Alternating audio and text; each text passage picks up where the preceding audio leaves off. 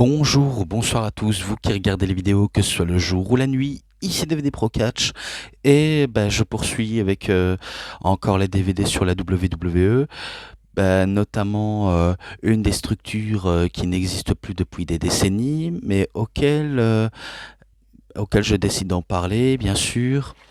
Et peut-être que ça vous plaira ou pas du tout, d'apprendre tout sur le côté old school de l'époque. Alors du coup, je vais vous montrer ça directement. C'est sur le DVD de Spectacular of Legacy de AWA pour American Wrestling Association, c'est cela auquel on va en parler. Donc oui, il y a pas mal de choses à dire sur ce DVD-là, car on sait que c'était l'une des structures qui faisait un peu jeu égal avec la WWF pour Worldwide Wrestling Federation. Oui, parce qu'à l'époque, la WWE avait 3 fois un W, mais c'était toujours F pour fédération. Puis après, WWF et WWE, et vous saviez la suite. Donc, du coup, et il y avait aussi pas mal de territoires auxquels il y avait, notamment la WCCW, auquel j'en avais déjà parlé, également la Mid-South Wrestling, la Continental Wrestling Association, la All-Star Wrestling. Euh, il me semble que j'ai fait un peu le tour de tout cela. Oui, parce qu'à l'époque, il y avait pas mal de fédérations dans n'importe quel territoire, parce que tout était dirigé sur un territoire. Et du coup, dans ce DVD, il est très bien expliqué. Donc du coup, voilà. Donc, ça, c'est tous les matchs. Et auquel, bien sûr, je vais, bien sûr.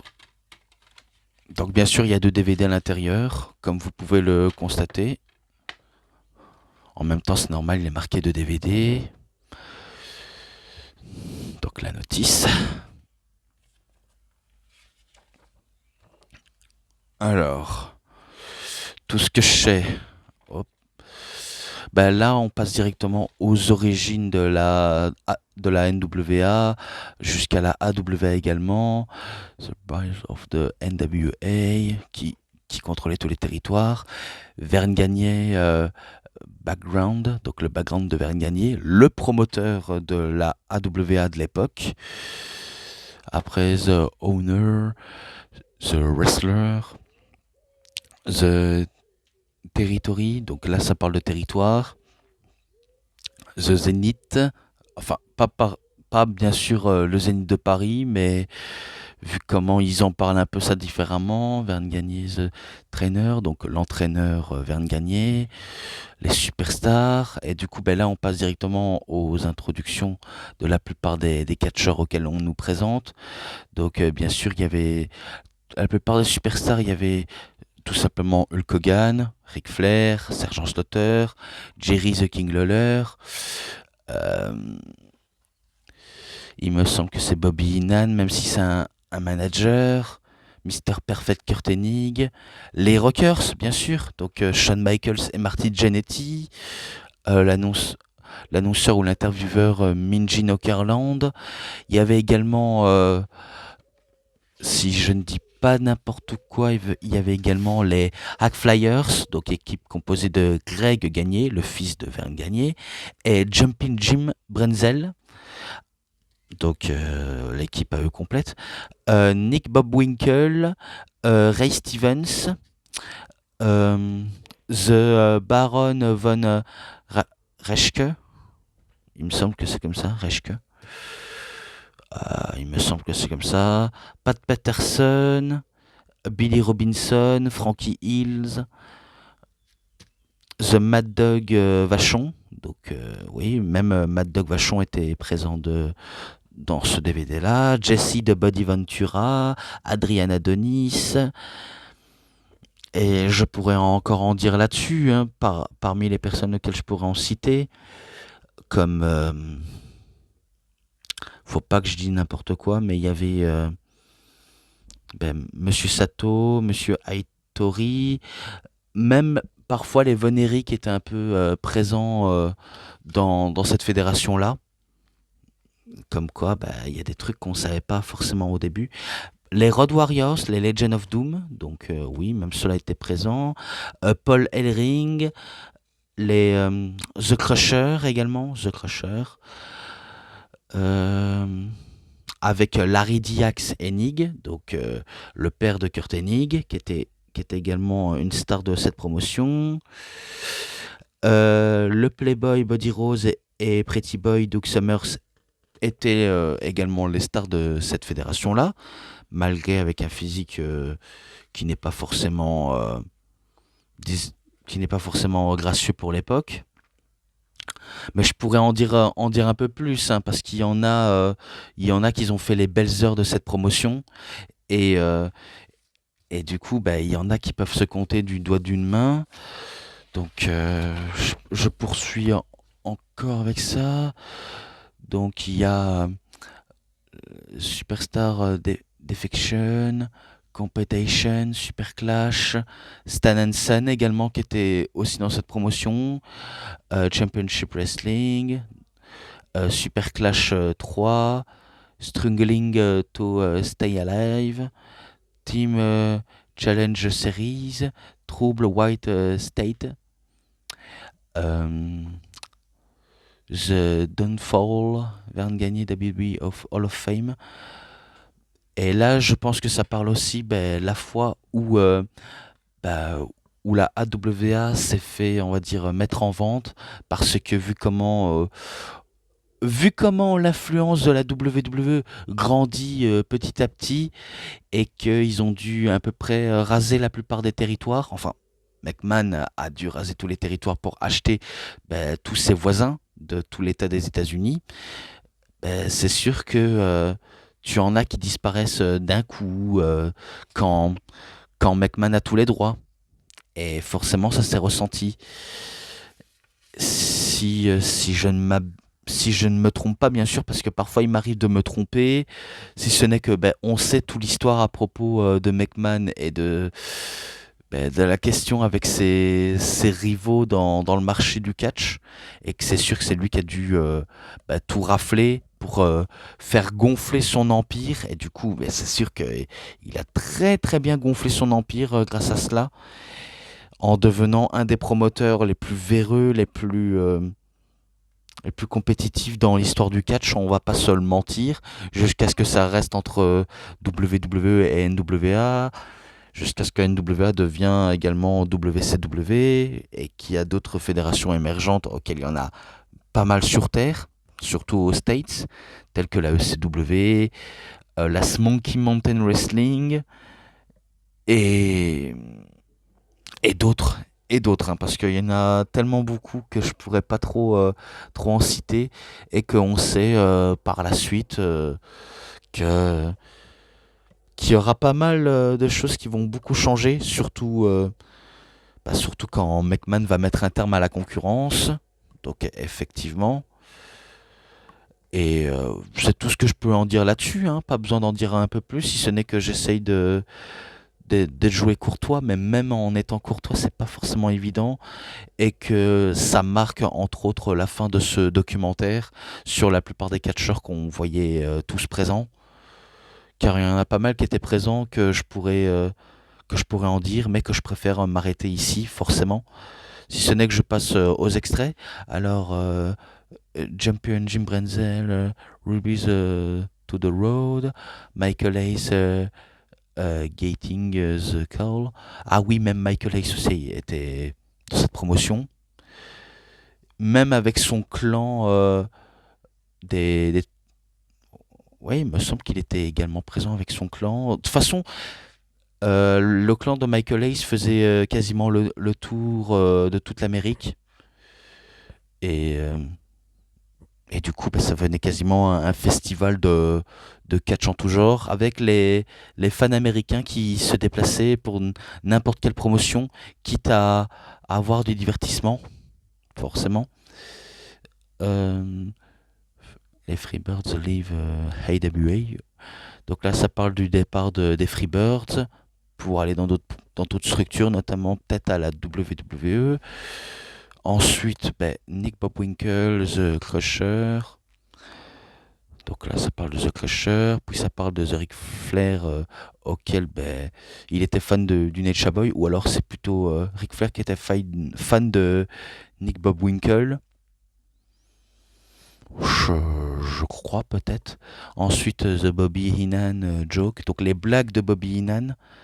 Ça, je pourrais pas trop en dire un peu plus, vu comment j'ai un peu laissé tourner et auquel il me semble que ça parle un peu de blagues un peu houleux. Qui sait, des blagues un peu enfantines, parce que il y en a, ça fait des blagues un peu, un peu bêtes, un peu dans le sens un peu gaga, ce qu'on pourrait dire là-dessus. Ça parle aussi également de Luthez, qui était également présent dans cette promotion. Donc oui, tout se joue avec Nick Bockwinkel qui raconte des anecdotes et auquel, là, ça parle de blagues avec Inan, Luthez. Puis il y a ensuite, ça parle une nuit longue pour le catch. Donc à mon avis, ça parle de toute cette période auquel il catchait tout le long à la AWA. Puis après, il parle de ses matchs favoris. Là, je sais pas trop quoi en dire, si ce n'est que il me semble qu'il va citer Verne Gagne, Hulk Hogan, Mr. Perfect. Euh, je sais pas s'il va également parler des matchs par équipe également.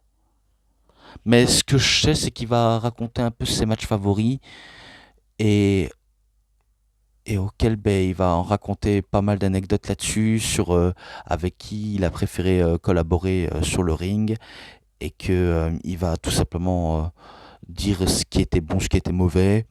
Donc ça parle que de questions et de réponses, forcément. Ensuite, Eric Bischoff, que lui aussi travaillait dans cette promotion jusqu'à ce qu'il va à la NWA pour la Jim Crockett Promotion et WCW, et on en passe des choses auxquelles Eric Bischoff est passé. Donc, first announcing job, donc son premier job en tant qu'annonceur, donc ça il nous parle. Euh, The Flying Coffin. Ok. Ok, rien d'autre à en citer là-dessus, ce n'est que là on parle encore d'autre chose avec Greg Gagné, The Verne match in Buffalo, New York. Donc ça parle de son match à Buffalo à New York. Ensuite, Nick Bockwinkel qui parle encore de Verne Gagné en, en, Gunsh- en Gunshots in Chicago. Je sais même pas si c'était un événement à l'époque. Parce qu'il faut dire, à l'époque, la AWA, on aurait dit un peu des événements sans être un événement. Enfin, c'est assez complexe à comprendre. S'il faut un peu s'y pencher un peu plus sur la AWA, comme d'autres promotions, il faut savoir bien s'y pencher. Et je pourrais pas trop en dire plus, si ce n'est que... D'ailleurs, je vais un petit peu couper en attendant. Bon, je reprends. Donc, ensuite, Baron von Schker, avec Johnny Valentine et The Rib. Ah ouais, même Johnny Valentine qui était présent. Oui, vous voyez, je parle de n'importe qui, n'importe comment, pour, euh, pour mieux m'y retrouver. Pourtant, je l'ai vu le lendemain, ce DVD, et j'essaye de me rappeler de tout ce que je pourrais tout simplement m'en rappeler. Donc forcément, Wo McDaniel, Superstar Billy Graham qui étaient présents et qui étaient en feud à l'époque. Mad Dog Vachon, Pinbox Interview. Donc à mon avis, il fait une interview auquel il lance un message clair à son adversaire. Bobby Heenan également avec Minji Knockerland. Il y avait également East-West Connection, interview by Gene Knockerland. À mon avis, ça c'est une équipe et auquel je je pourrais un peu plus pencher là-dessus, mais je pense que ça vaut le coup pour aujourd'hui d'en parler de ce DVD-là. Ensuite, dans le deuxième DVD, là c'est place au match, et du coup, dans le premier match du deuxième DVD, c'est les High Flyers contre Nick Bobwinkle, enfin, avec Ray Stevens, et pas contre. Vu comment dans les High Flyers, c'est Greg Gagné et Jumpin' Jim Brenzel, et auquel ça s'est déroulé le 23 du 8 en 1971, donc 1971 pour être plus précise, et auquel ce match-là, certes, il était brutal. Tout ce qui peut se devait dans un match auquel on est en équipe et auquel ça manque pas à l'époque d'intensité, car aujourd'hui on est cruellement en manque d'intensité de nos jours, que forcément quand on voit un match dans l'ère actuelle, on n'y croit absolument plus en rien de ce que on nous fait, enfin on nous montre. Et du coup, c'est un peu très décevant, même très décevant même, quand on voit de comment ils font pas, on va dire, ce qui se faisait de mieux à l'époque, ce qui est très dommage.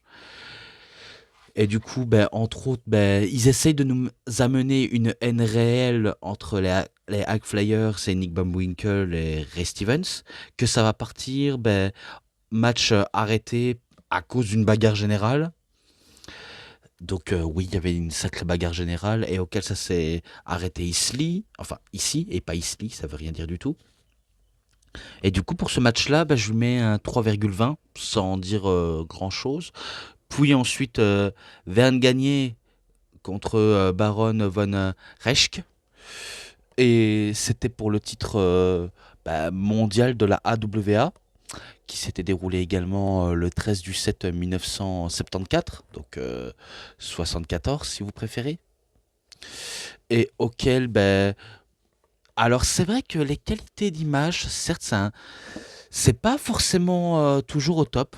Pareil pour le premier que j'ai cité, mais si vous êtes forcément intéressé par le old school et que vous voulez découvrir ce qui se faisait de mieux du catch à l'époque, forcément les DVD comme Spectacular Legacy of AWA ou The Tragedy Legacy of WCCW, également pour la Mid-South Wrestling, la ECW, la WCW, et de ce qui se faisait de mieux à l'époque dans l'âge d'or des années 80, la nouvelle génération, l'Attitude Era, Ruthless Aggression Era, la PG Era, de l'univers Era bien sûr, et j'en passe d'autres. S'il y en a qui vous intéressent à l'histoire, forcément, c'est forcément fait pour vous, car dans la vie, il en faut pour tous les goûts. S'il y en a qui aiment beaucoup.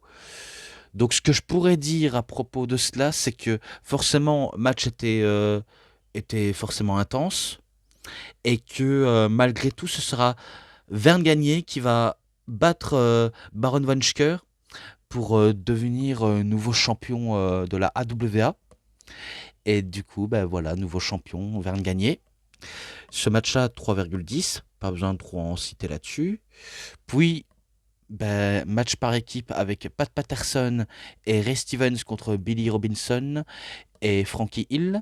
Donc le 20 du 5 en 1978. Donc 78 si vous préférez. Pareil, match que, si je ne dis pas n'importe quoi, ça s'est terminé au meilleur des trois manches. Les deux ont marqué un point chacun. Puis après, ça va perdre le contrôle du match. Tout va partir en couille direct et ça va partir en bagarre générale.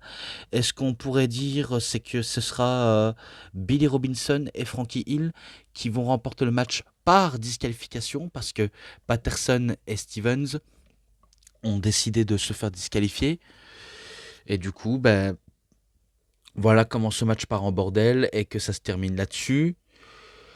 Ce que je pourrais mettre ce match-là, ça aurait pu être bon s'il n'y avait pas eu une fin un peu plus pourrie. Mais faut dire à l'époque c'était comme ça.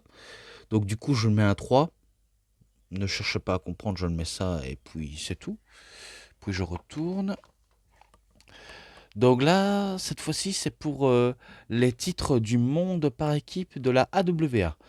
avec bien sûr Vern Gagné et The Mad Dog Vachon contre Jesse de Buddy Ventura et Adrian Adonis, qui s'était déroulé le 22 du 3 en 1980, qui bien sûr c'était pour le titre qui était forcément en jeu, et que après plusieurs minutes de lutte sur le ring, il me semble que ce match également va perdre de contrôle, et que je sais même pas si c'était les babyface ou les heels qui ont commencé en premier.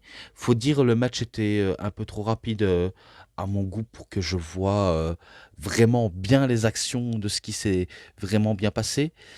Ce que je pourrais en venir, c'est que ça s'est encore terminé en match un peu bordélique, et auquel ce sera, il me semble, c'est les Heels qui ont commencé en premier, donc Jesse Ventura et Adriana Denis. Il me semble que c'était eux les Heels à l'époque, qui vont commencer à faire une tricherie, bien sûr.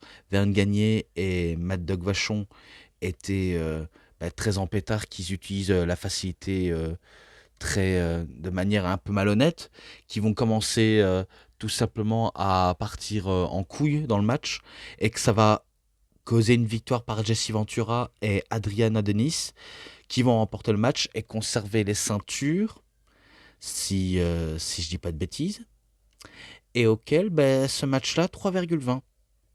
Donc oui, forcément, je le mets tout simplement ce match-là. Enfin, cette note-là, quoi, dans ce match. Puis, encore un match pour le titre mondial de la AWA entre Vern Gagné contre Nick Bobwinkle, le 10 du 5 1981. Dommage qu'ils auraient dû marquer, parce que là, je me rends compte depuis maintenant, dommage qu'ils n'ont pas mis un événement, ou même l'État en soi. Ça peut être du côté de New York, Buffalo, euh, Brooklyn, New Jersey. Ça peut aller un peu partout, du côté de Chicago, du côté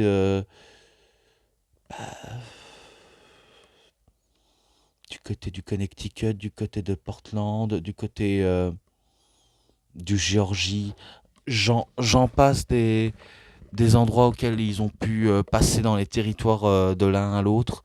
Ça, ça manque un peu d'informations, hein, si ce n'est que parfois c'est nous-mêmes qui doivent faire des informations pour mieux bien creuser le sujet.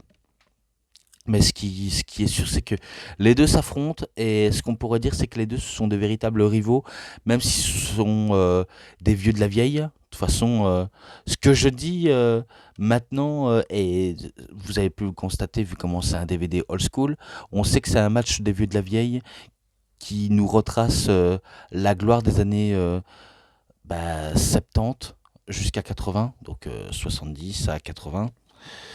Et ce qui permet un peu plus de mieux comprendre comment cette fédération était autrefois légendaire, même si elle a été vendue entre-temps. Oui, parce que l'Empire grandit de plus en plus, et auquel ça ne cesse de s'agrandir de jour en jour, voire année après année.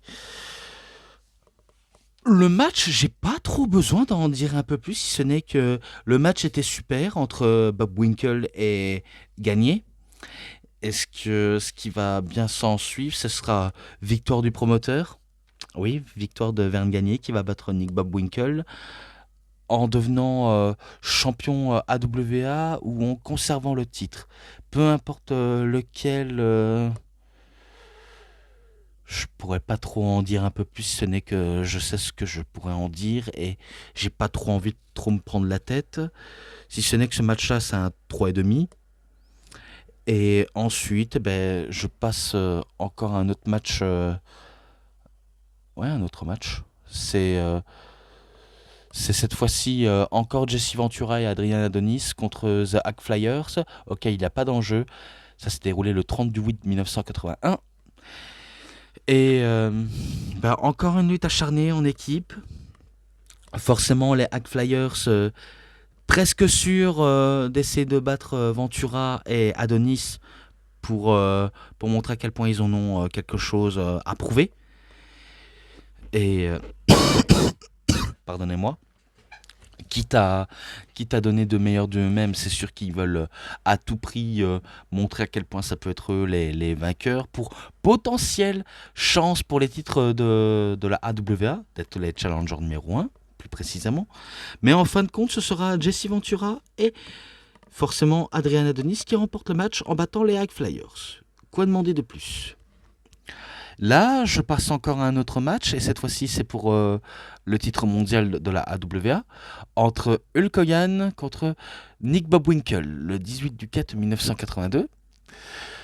Il me semble que ce match-là, j'ai peut-être un petit doute, mais il me semble que ce match-là, il est présent dans le DVD de Hulk Hogan, ou alors c'est un match inédit auquel forcément, certes, j'ai déjà entendu parler de cet affrontement à la AWA entre Hogan et Nick Bobwinkle, mais il me semble que c'est pas le même match auquel je l'ai dans l'Ultimate Anthology de Hulk Hogan.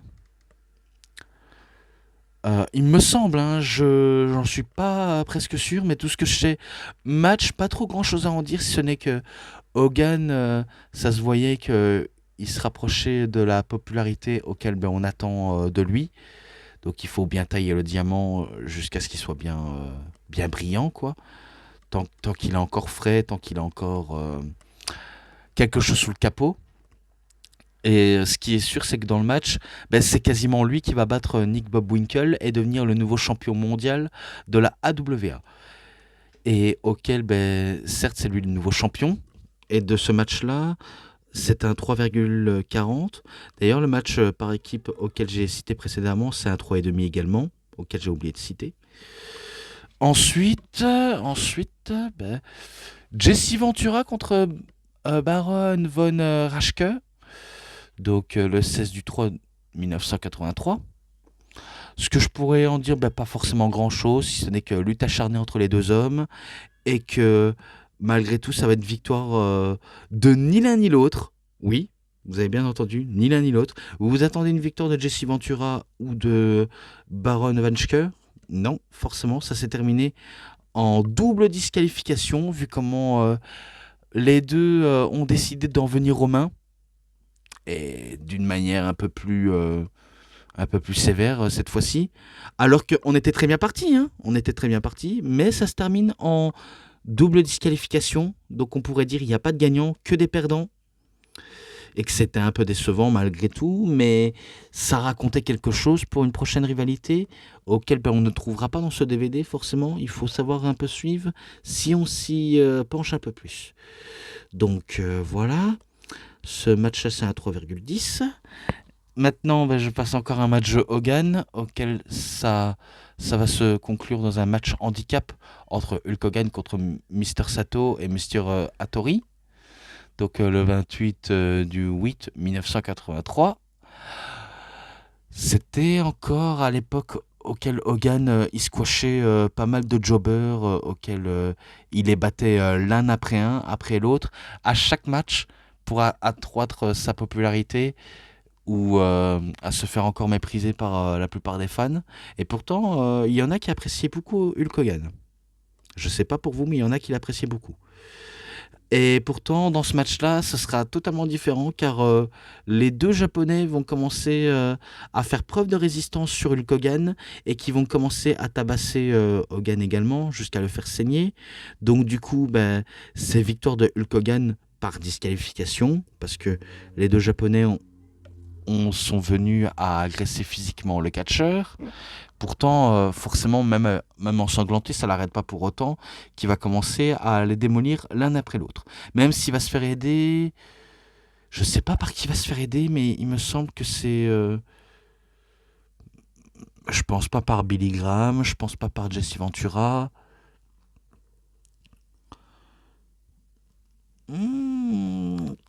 Que des questions auxquelles je pourrais en dire, mais je me rappelle plus. Franchement, je me rappelle plus. Donc ce match-là, je pourrais dire que c'est un 3,20, forcément. Et auquel ben, j'en reste sur ma faim, tout simplement. Là, ensuite, je poursuis encore avec un autre match. Et là, cette fois-ci, ce sera les Legend of Doom, donc les Road Warriors, contre The Father and Son Enig, Donc, équipe composée de Larry the Axe Hennig et de Mister Perfect Kurt Hennig avec The Crusher. Et d'ailleurs, dans les Legend of Doom, il y avait également Paul Ellering. Donc, c'est un 3 contre 3. Dommage qu'ils n'ont pas précisé parce que je me demande comment ça se fait, ils n'ont pas ajouté des noms en plus pour qu'on s'y retrouve. On ne comprend absolument pas, si ce n'est que je ne fais que le dire ce que je dis pour éviter d'être troublé. Ce que je pourrais en dire de plus, c'est que le match était plutôt long et auquel il y avait un peu de quiproquo. Oui, on va pas se le mentir, il y avait de quiproquo et que les Heels ont voulu remporter le match, les Face également. Mais en fin de compte, à la toute fin, ce sera les Babyface qui vont remporter le match. Donc Larry Hennig et Kurt Hennig avec The Crusher qui remportent le match. Même si à la fin ils se font agresser, c'est tout de même eux qui ressortent vainqueurs. Et ce que je pourrais en dire là-dessus, c'est que victoire des Babyface, 3,40, je le mets et c'est validé. Là, encore un autre match. Cette fois-ci, c'est dans un match en cage auquel ils ont oublié de préciser. Je ne comprends pas pourquoi ils n'ont pas mis ça directement comme stipulation. Ils précisent bien que c'est un match de championnat, mais ils ne précisent pas que c'est avec un match de stipulation, étrangement. Donc, les Midnight Rockers, Shawn Michaels et Marty Jannetty contre le Playboy Buddy Rhodes et The Pretty Boy Doc Summers, accompagné par la sensationnelle Sherry Martel. Et que là, ça s'est bien déroulé à Brawl in the Saint-Paul. Oui, bagarre à la Saint-Paul. Donc le 25 du 12 1986. Donc quasiment en décembre, forcément. Match en cage plutôt intense entre les deux équipes.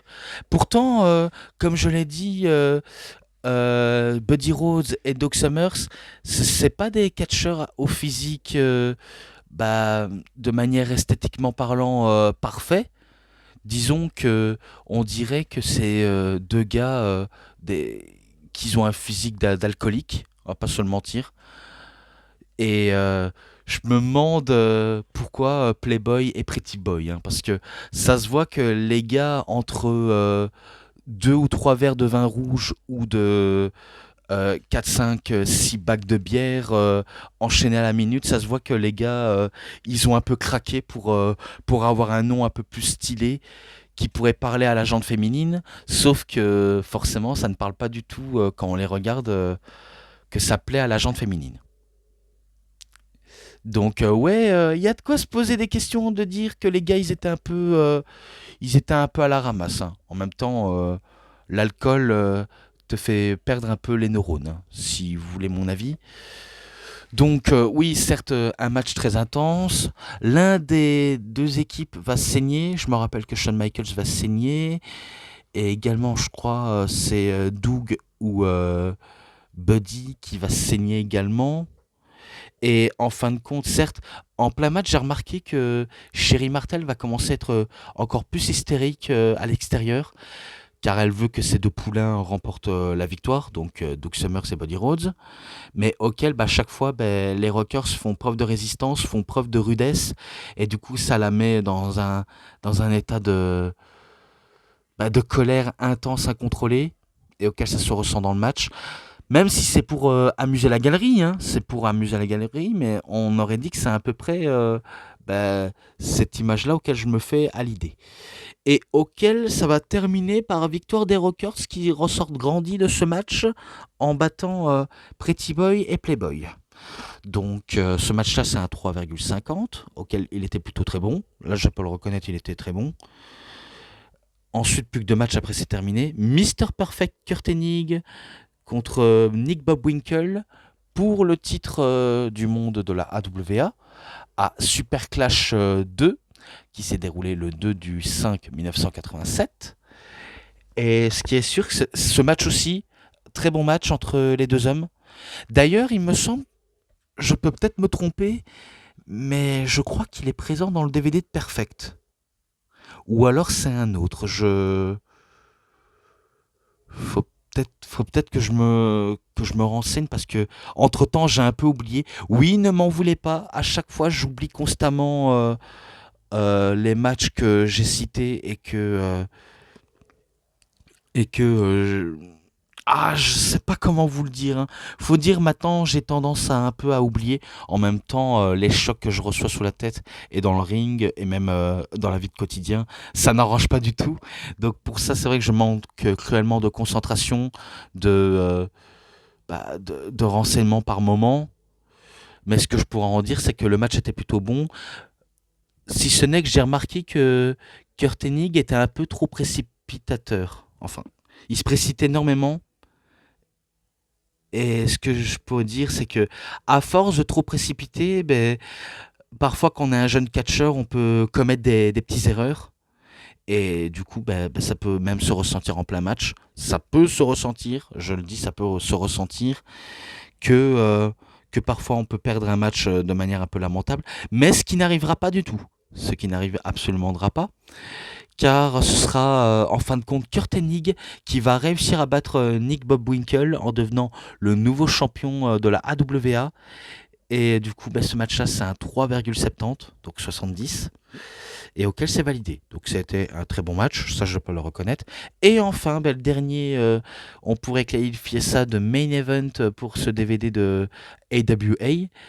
Match de titre contre titre, donc AWA et WCCW, donc les titres unifiés qui sont en jeu, enfin les titres qui sont en jeu quoi, et que celui qui remporte le match, c'est les titres peuvent s'unifier et l'une des structures peut fusionner entre autres ou être vendue de manière respectivement. Donc match entre Jerry the King Lawler contre celui qui se fera appeler à la WWE The Texas Tornado, Kerry Von Erich, dans Super Clash 3, le 13 du 12 1988. Et non seulement il y a un enjeu énorme, les deux titres sont en jeu, mais aussi l'avenir des structures qui pourraient en dépendre si jamais l'un des deux gagnerait, forcément ça va être vendu quoi qu'il arrive. Et auquel c'était un match plutôt très acharné entre les deux hommes, même très rude à la fois. Donc en plein match, je sais que ça se lance, boum boum, les spots à répétition, ça enchaîne grave, et auquel il me semble que Kerry Von Erich va saigner en plein match, même Jerry Lawler va également saigner. Euh, à chaque fois, quand je vois Lawler combattre et que je le vois mettre sa main dans son froc, je sais même pas si c'est une pièce de monnaie qu'il avait dans les mains ou un truc métallique auquel il pourrait facilement remporter le match de manière pas très glorieuse, mais à chaque fois je le vois utiliser ça. Mais parfois c'est pas très efficace, alors que normalement quand on a quelque chose de dur dans la main, ça peut être dévastateur. Ce qui n'a pas toujours été le cas, et ce qui n'a pas été le cas avec Jerry Lawler, alors que pour Kerry Von Erich, lui, son arme de prédilection, c'est The Crow. Donc oui, cette fameuse griffe avec la main pour broyer purement, lentement et simplement le crâne de son adversaire, et auquel il aura fallu le compte qu'il a essayé Von Erich, mais à la fin du match, certes il va utiliser son fameux crow, mais Lawler va mettre un pied dans les cordes ou la main dans les cordes, auquel à tel point il va broyer le crâne de son adversaire jusqu'à faire pisser le sang à Jerry Lawler de plus en plus, et que Kerry ne voulait pas lâcher, et du coup au compte de 5, c'est disqualification et que c'est victoire de Jerry Lawler.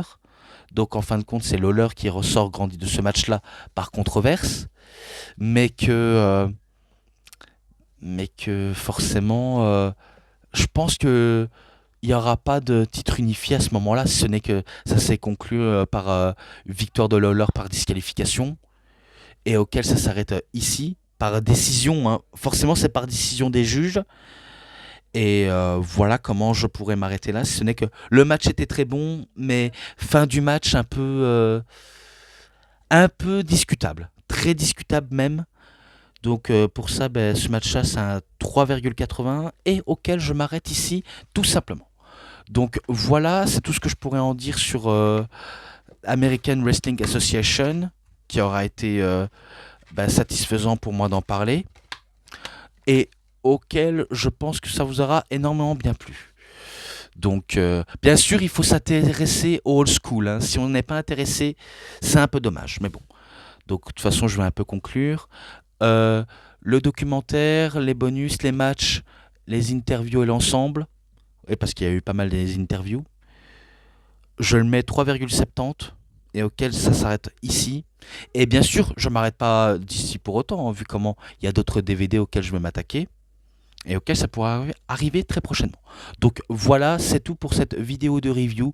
C'était DVD Pro Catch, j'espère que ça vous aura énormément bien plu. Et si vous avez aimé cette vidéo de review, vous savez ce qu'il vous reste à faire. Likez la vidéo, commentez, partagez, abonnez-vous à ma chaîne et cliquez sur la petite cloche pour avoir plus de notifications et des prochaines vidéos. Et moi, comme d'habitude, je vous dis bonne journée, bonne soirée à tous. Au revoir tout le monde pour une prochaine vidéo. Bye bye tout le monde. A plus à tous les fans de catch.